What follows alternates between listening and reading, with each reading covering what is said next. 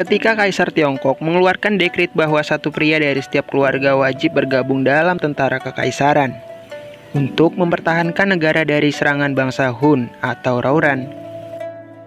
Hua Mulan, putri tertua dari seorang pejuang terhormat, memutuskan menggantikan ayahnya yang sakit-sakitan. Inilah inti dari film yang berjudul Mulan.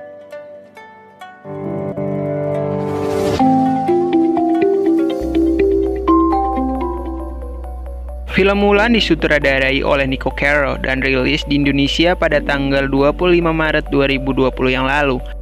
Film Mulan sendiri dibintangi oleh aktor-aktor terkenal dunia sob. Salah satunya Liu Yifei yang berperan menjadi Hua Mulan, Jet Li menjadi Kaisar Cina, Donnie Yen menjadi Komandan Tung, Gong Li menjadi Xianlang, Yoson An menjadi Hung Hoi, Jason Scott Lee menjadi Borikan, Zima menjadi ayah Mulan atau Hua Zhou, dan masih banyak aktor lainnya sob.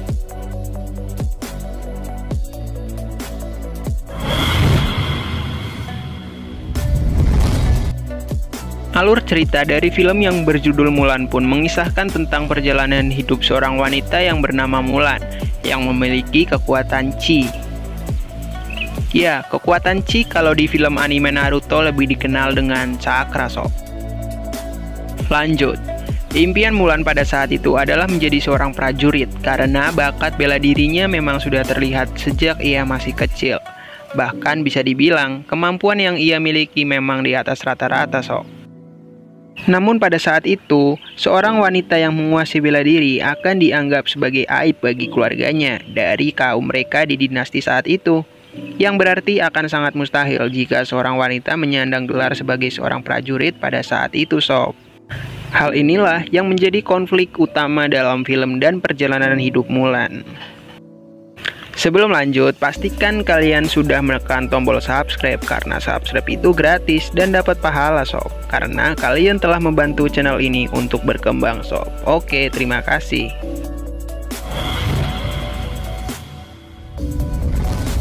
Singkat cerita, film pun dimulai. Di sebuah desa hiduplah seorang anak perempuan yang bernama Mulan. Tidak seperti anak perempuan pada umumnya, Mulan memiliki bakat bela diri yang jauh di atas rata-rata. Namun pada saat itu, seorang perempuan yang menguasai bela diri akan dianggap sebagai aib bagi keluarganya. Karena hal tersebut, ayah Mulan dengan sangat terpaksa menyuruh Mulan untuk melupakan dan mengubur mimpinya dalam-dalam. Mulan tentu saja sangat kecewa terhadap keputusan ayahnya. Namun apa daya, ia tidak mungkin melawan ayahnya dan juga aturan pada saat itu.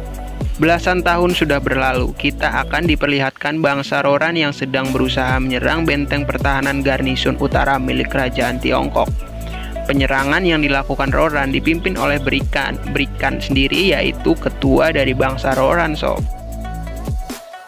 Dan dalam aksinya, ia memiliki tangan kanan seorang penyihir perempuan yang sangat kuat yaitu Xianlang. Dengan bantuan Xianlang, benteng pertahanan kerajaan di Jalur Sutra diratakan oleh pasukan Rouran. Hal itu kemudian membuat jalur perdagangan kerajaan Tiongkok menjadi terganggu sob. Dan jika hal tersebut terus berlanjut, maka bukan tidak mungkin kerajaan akan runtuh seketika karena perekonomian pada saat itu diganggu oleh Rouran. Kabar penyerangan tersebut segera tersiar langsung kepada Kaisar Tiongkok karena Xianlang menyurupi salah satu prajurit dari kerajaan Cina. Mendengar hal tersebut, sang kaisar kemudian memerintahkan untuk mempersiapkan pasukan tempur dan mengharuskan setiap keluarga untuk mengirimkan perwakilannya.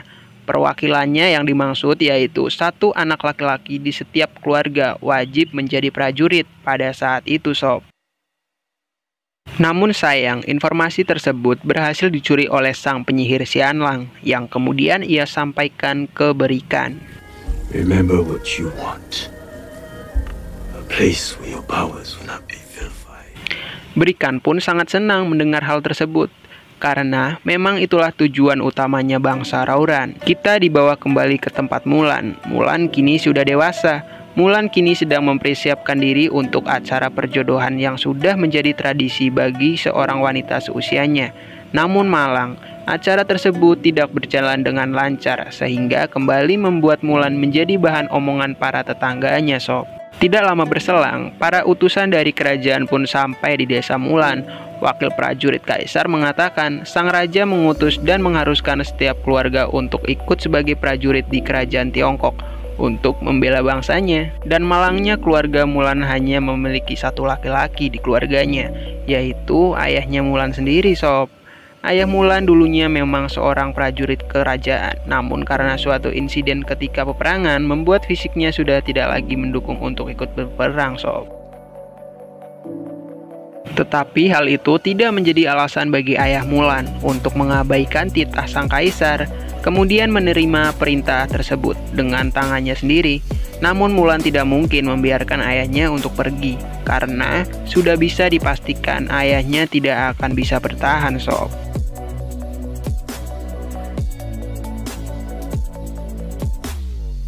Akhirnya dengan tekad yang bulat, Mulan pun pergi dengan terpaksa, mencuri pedang dan kuda hingga mengenakan perlengkapan perang ayahnya dan menyamar menjadi seorang laki-laki, sob. Pagi buta Mulan berangkat, namun Mulan tahu ancaman tidak hanya datang dari pihak musuh, namun juga pihak kerajaan. Karena jika penyelamaran Mulan sampai ketahuan, maka ia akan diasingkan dan akan menjadi aib bagi keluarganya, sob. Singkat cerita, keluarganya mengetahui jika Mulan sudah pergi. Ayah dan keluarganya pun tidak bisa berbuat banyak. Mereka hanya bisa mendoakan agar Mulan baik-baik saja. Setelah melewati perjalanan yang panjang, akhirnya Mulan pun sampai di tempat pelatihan kerajaan. Di sana sudah berkumpul seluruh wakil calon prajurit dari berbagai penjuru. Namun pada saat sedang mengantri untuk masuk, Mulan malah berseteru dengan seorang pemuda karena salah paham. Beruntungnya, perkelahian tersebut tidak berlangsung lama dan datang seorang jenderal dinasti untuk melerai mereka, sob. Commander. With your voice, soldier. Yes, Commander. Selanjutnya, para prajurit pun mulai mempersiapkan diri mereka untuk mengikuti pelatihan. Perseteruan Mulan dan pemuda tadi terus berlanjut hingga pada saat latihan Mulan terus dibuat kesal. Kemudian, Mulan memperlihatkan kemampuannya yang sesungguhnya. Mulan pun memperlihatkan kekuatan Qi-nya kepada semua orang, sob.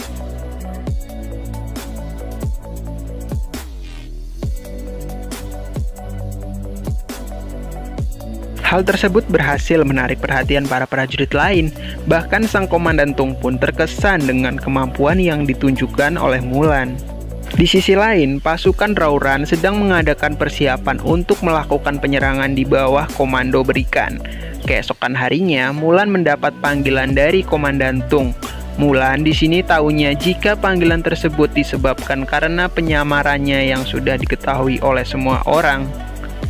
Dan ternyata malah sebaliknya, karena terkesan dengan kemampuan Mulan yang komandan pun berniat untuk menjodohkan Mulan, sob. Mulan pun di sini hanya bisa mengucapkan terima kasih tanpa berniat memperpanjang obrolan tersebut. Hari demi hari sudah berlalu.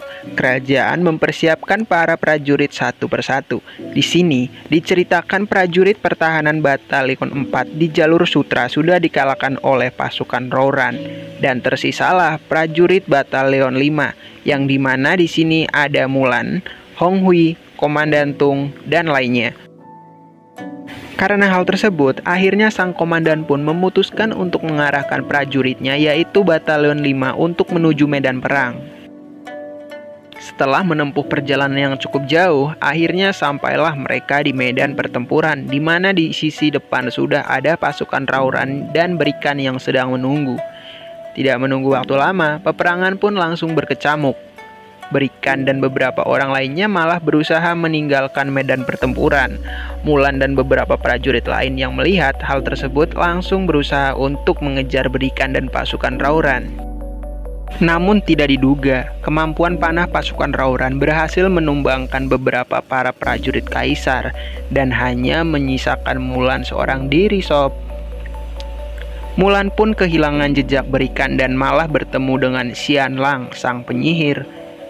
Kekuatan Mulan yang terpaut jauh dengan sang penyihir membuat tidak berdaya dan Mulan berhasil dikalahkan dengan mudah. Melihat Mulan yang sudah tidak berdaya, akhirnya sang penyihir pun meninggalkannya begitu saja. Di sini diceritakan kekuatan Chi Mulan tidak maksimal karena kebohongan Mulan yang menyamar sebagai pria, sob. Tidak hanya menutupi jati diri yang sebenarnya, tetapi juga membuat kekuatannya Mulan menjadi lemah, sob. Akhirnya, Mulan yang sudah muak dengan kebohongan ini mengungkapkan identitas siapa dirinya yang sebenarnya. Singkat cerita, Mulan pulang ke medan perang. Di sini bukan sebagai pria, namun sebagai Mulan itu sendiri, sob.